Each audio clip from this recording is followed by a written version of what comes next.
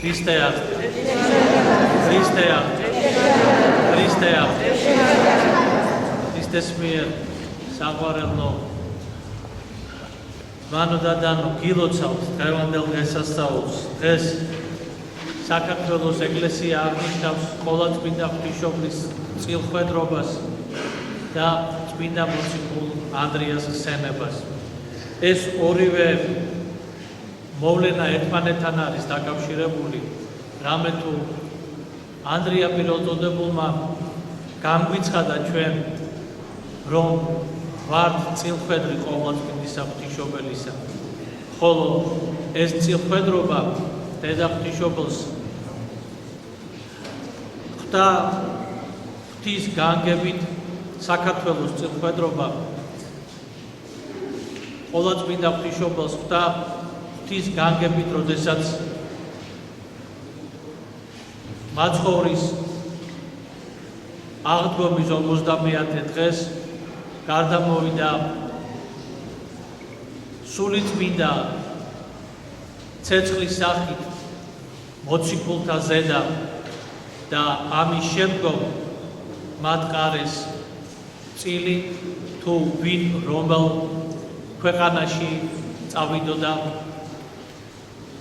ქრისტეს ჭეშმარიტების საქადაგებლად და დედა ღვთისმშობელს ღვთაწილად სხვა ქვეყნებთან ერთად რომ ივერიაში ეკადაგა, მაგრამ მას ჰქონდა გამოცხადება, გამოეცხადა ძე მისი უფალი ჩვენი იესო ქრისტე და მან აუწყა ყოვლადწმინდა ღვთისმშობელს, რომ იერუსალიმში დარჩენილიყო ის, ხოლო იმ ქვეყნებში, სადაც უნდა გამგზავრებულიყო თავად, იქ მიევლინა წმინდა მოციქული ანდრია და წმინდა მოციქული ანდრიას და სიმონ კანანელის მეოხებით აუწყა, რომ მოიქცეოდა საქართველო და ერი ქართველთა.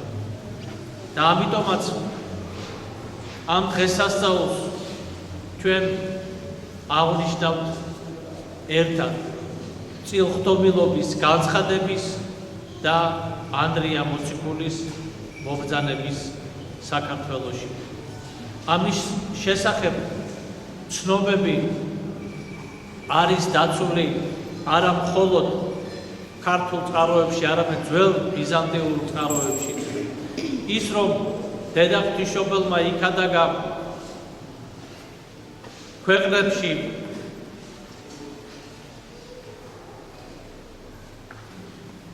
სარმათთა, სკვითთა, იქადაგა უკაცრავად დედა ღვთისმშობელმა კი არა, ანდრია პირველწოდებულმა იქადაგა სარმათთა, სკვითთა ქვეყნებში, იქადაგა პონტოში და იქადაგა ივერიაში. ეს ცნობები მეორე საუკუნიდან მომდინარეობს და საქართველოში ამის შესახებ ჩვენ მე-10 საუკუნის მოვლენებში გამგვეცხადა, ანუ პირველად გიორგი მთაწმინდელმა, როდესაც ჩვენ ცნობა გვაქვს გიორგი მთაწმინდელმა, როდესაც ისაუბრა ანტიოქიის პატრიარქთან, მან იქ ბრძანა, რომ ბერძნული წყაროები ბრძანებენო, რომ საქართველოში იქადაგაო ანდრია პირველწოდებულმაო, ხოლო თავად ანტიოქია იყო პეტრე მოციქულის მიერ განათლებული ქრისტიანობაში და ამიტომაც ბრძანებს გიორგი მთაწმინდელი, რომ მოწოდებულს უჩსო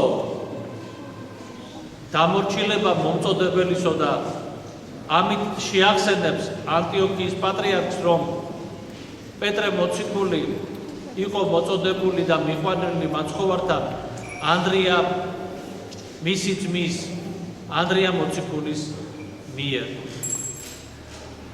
ზოგჯერ ამბობენ მეცნიერები, რომ ეს ცნობები საქართველოში ზუსტად აი ამ პერიოდიდან, ანუ აი ამ გიორგი მთაწმინდელის ცხოვრების აღწერილობით და შემდგომ შემოდის და უკვე იმკვიდრებს ფეხსო, მაგრამ ჩვენ ძალიან მცირე წყაროები გვაქვს, მინდა გითხრათ შემორჩენილი წერლობითი, ის რაც შემოგჭა მხოლოდ ზღვაში წვეთი არის, როგორც ამას ძალებენ იგივე ჩვენი მეცნიერები და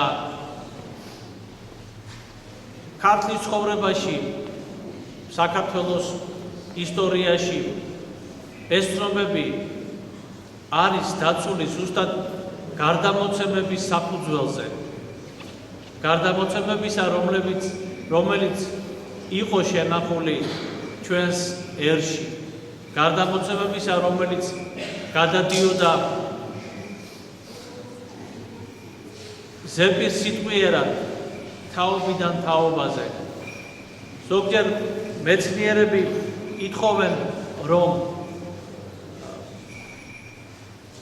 ესა თუ ის მონაცემი იყოს ფაქტობრივი მასალით გამტკიცებული. ჩვენ ამის მაგალითები გვაქვს, როდესაც ისტორია არ იცნობდა იმ მასალებს, რომელიც იყო შემორჩენილი როგორც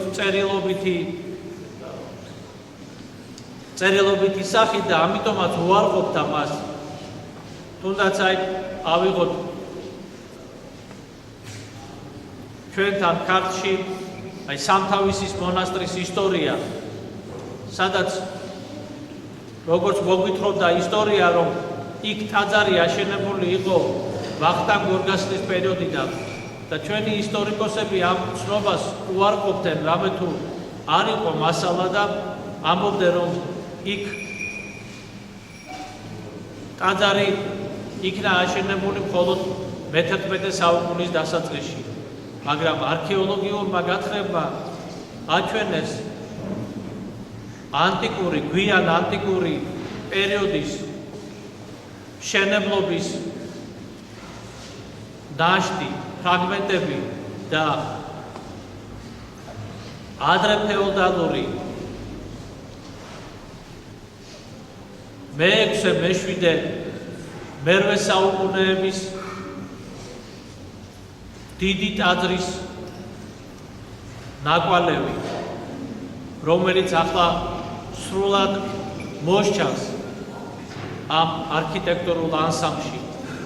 ასე რომ ამ ცნობების უარყოფა არ შეიძლება ქრისტეს მიერ საყვარელნო ასე ხელაღებით.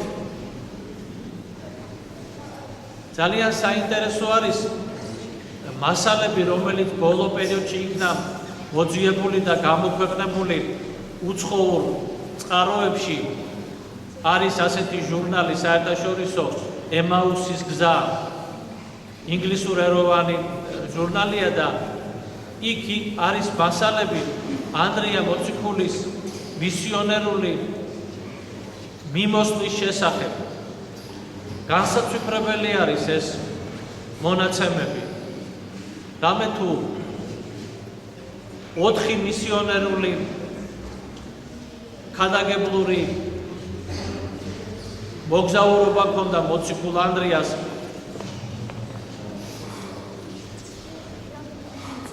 თომა მოციქულთან ერთად, მატათასთან ერთად, თავის მოწაფეებთან ერთად და ტერიტორია, რომელიც აი ზუსტად აი ამ ზეპირ სიტყვიერი მონაცემებით იქნა შემოხაზული, არის დაწყებული ჩინეთიდან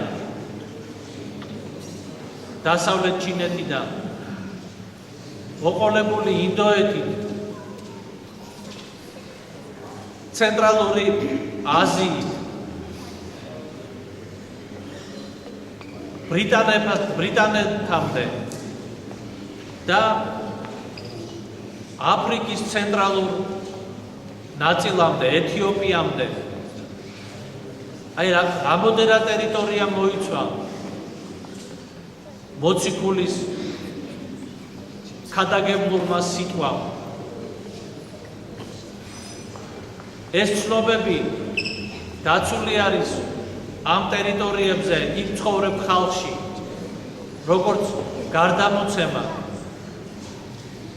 და აი ჩვენ რატომღაც ქართველებს გვახასიათებს ძალიან იოლად შეგვიძლია ჩვენს ისტორიას გადაუსვათ ხაზი.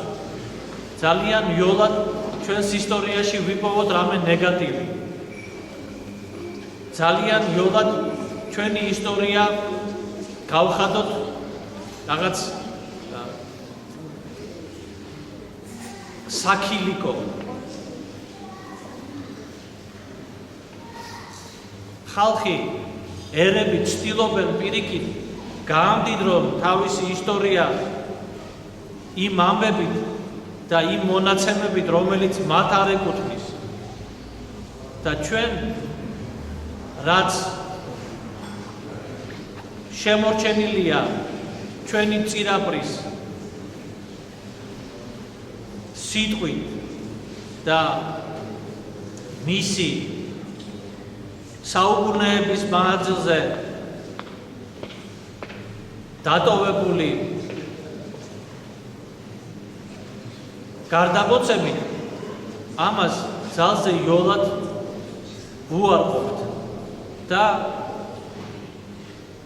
მეცნიერული აზრის სახელს ვუწოდებთ.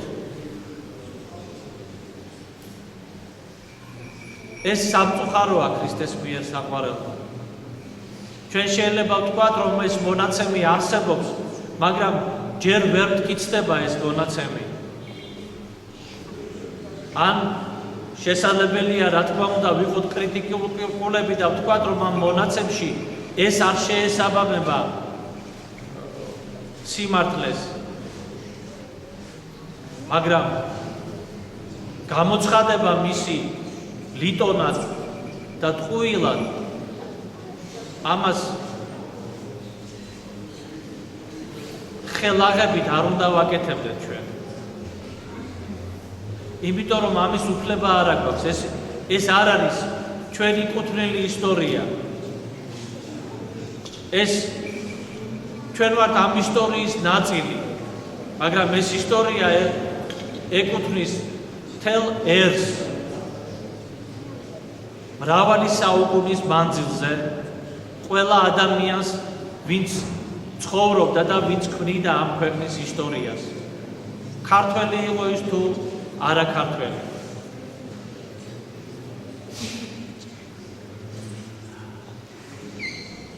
და აი დღეს, როდესაც ჩვენ ვიხსენებთ ამ მოვლენებს,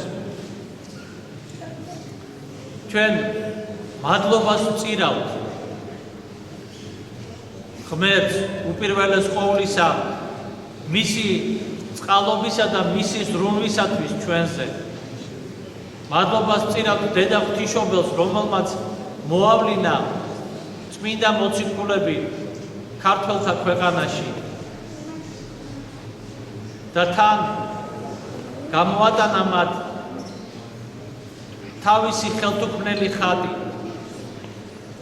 აწყურის ხატად წოდებული და მოციქულებმა მთელ საქართველოში იქადაგეს, ანდრია მოციქულმა იქადაგა მთელ საქართველოში, არა მხოლოდ ზოგჯერ დასავლეთის მონაცემები უფრო, ესე ვთქვათ, მოყავთ მისი მოგზაურობის მაგალითად, მაგრამ ეს იყო პირველი ნაწილი მისი მოგზაურობისა. მოციქულმა ორჯერ გაიარა საქართველო და მოიცვა მისი დასავლეთიც და მისი აღმოსავლეთიც. თავისი ქადაგებით და ამიტომაც როგორც ამბობს მისი ცხოვრება, მანო დაადგინა მღვდლები და დიაკვნებიო და ზუსტად საქართველოს ეკლესიის ისტორია იწყება ანდრია მოციქულისგან, ხოლო ჩვენი ქვეყნის გაქრისტიანების თარიღი თქვენთვის ცნობილია 326 წელი. ეს ეხება ჩვენი ქვეყნის მიერ ჩვენი სამეფო ხელისუფლების მიერ ოფიციალურ რელიგიად ქრისტიანობის გამოცხადებას. ხოლო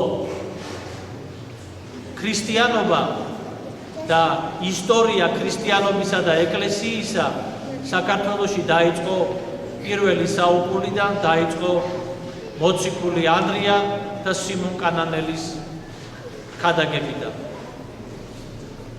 ამგვარი არის ჩვენი ისტორია ქრისტეს მიერ საყვარელო და ჩვენ მადლობთ წმინდა მოციქულებს, რომლებიც დღესაც მეოხნი არიან ჩვენი წინაშე ღვთისა და ერთი წმინდანი ბრძანებს, წმინდანებსო ისე უყვართო ადამიანებიო, რომ სურთო ყოველი მათგანის მოსვლა ქრისტეს ჭეშმარიტებაში და ყოველი მათგანის სულის ცხოვნებაო. აი ამგვარი სიყვარულით იქადაგეს მოციქულებმა ყველგან. ამ გვარმა სიყვარულმა შეაძლებინათ მათ აი ეს უზარმაზარი მანძილები გაევლო და ამ საოცარ დიდ ტერიტორიაზე ქრისტეს სიტყვა ეკადაგა. ამ ისტორიის ნაწილი ვართ ჩვენ და დავაფასოთ ეს ისტორია და დავაფასოთ წყალობა ღვთისა ჩვენთვის ბოძებული ჩვენი ცხოვრებით ქრისტეს მიერ საყვარელო. იმიტომ რომ ჩვენი ცხოვრება არის გამომხატველი იმისა, ვართ თუ არა ჩვენ დღეს ერი ყოვლადწმინდა ღვთისმშობლის წილხდომილი. ამან უნდა გამოხატოს. დღეს ჩვენ წილხდომილობას ტვირთულობთ, ვატარებთ, ვართ ღირსი.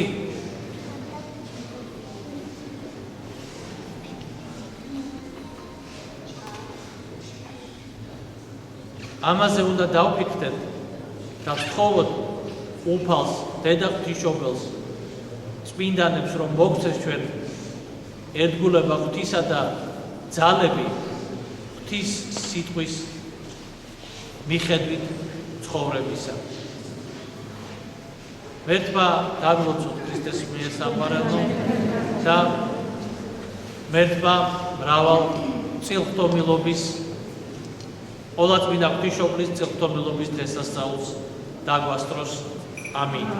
ქრისტე აღდგა.